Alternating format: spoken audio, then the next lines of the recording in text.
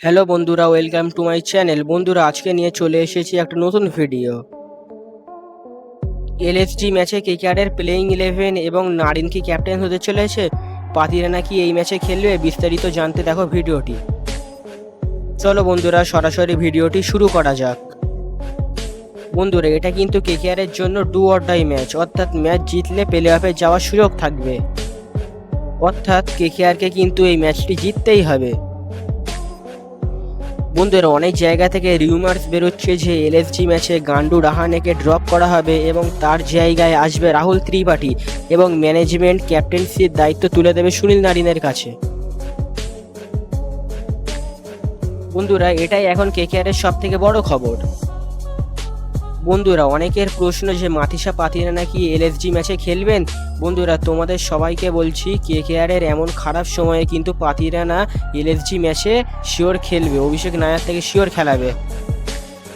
বন্ধুরা, এখানে আরেকটি প্রশ্ন হলো, পাতিরানাকে খেলালে তাহলে কাকে বাদ দেবে? এখানে আমার মনে হয় রোবম্যান পাওয়েলকে বাদ দিতে চলেছে কলকাতা নাইট রাইডার্স টিম।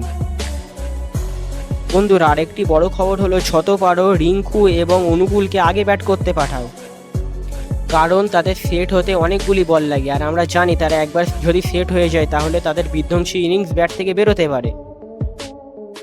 বন্ধুরা, এবার আলোচনা করব ফিন অ্যালেনকে নিয়ে। বন্ধুরা, এখান থেকে পরিষ্কার কিন্তু ফিন অ্যালেন অত ভালো আউটসুইং বল খেলতে পারেন না।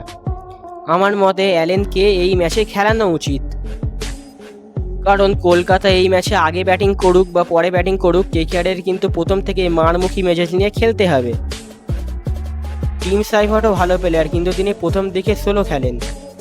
তিনি সাধারণত রান করেন 30 বলে 50, 25 বলে 45 এরকম।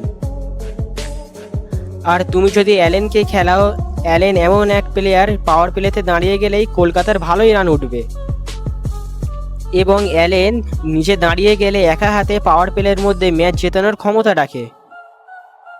কিন্তু এখানে একটাই অসুবিধে, অ্যালেন তাড়াতাড়ি আউট হয়ে যাচ্ছে। এখানে অ্যালেনকে সময় নিয়ে ব্যাটিং করতে হবে, বেশ কয়েকটি বল দেখে খেলতে হবে। বন্ধুরা, চলো এলএসজি ম্যাচে কেকেআরে প্লেইং 11 দেখে নেওয়া যাক। ওপেনার রূপে দেখা যাবে ফিন অ্যালেন এবং আজিঙ্কিয়া রাহানেকে। মিডল অর্ডারে দেখা যাবে আঙ্কিরিশ রঘুবংশী, ক্যামেরন গ্রিন এবং রিঙ্কু সিংকে, এবং লোয়ার অর্ডারে দেখা যাবে অনুকূল রয়, সুনীল নারিন এবং রামনদীপ সিংকে। বোলার রূপে দেখা যাবে কার্তিক ত্যাগী, বরুণ চক্রবর্তী এবং সদ্য কেকেআর দলে জয়েন করা মাথিসা পাতিরানাকে, এবং ইম্প্যাক্ট প্লেয়ার রূপে দেখা যাবে বৈভব অরোরাকে। বন্ধুরা, তোমাদের অনেকের প্রশ্ন হতে পারে, প্রথমে বললাম রাহানে খেলবে না, তাহলে রাহানেকে টিমে রাখলাম কেন?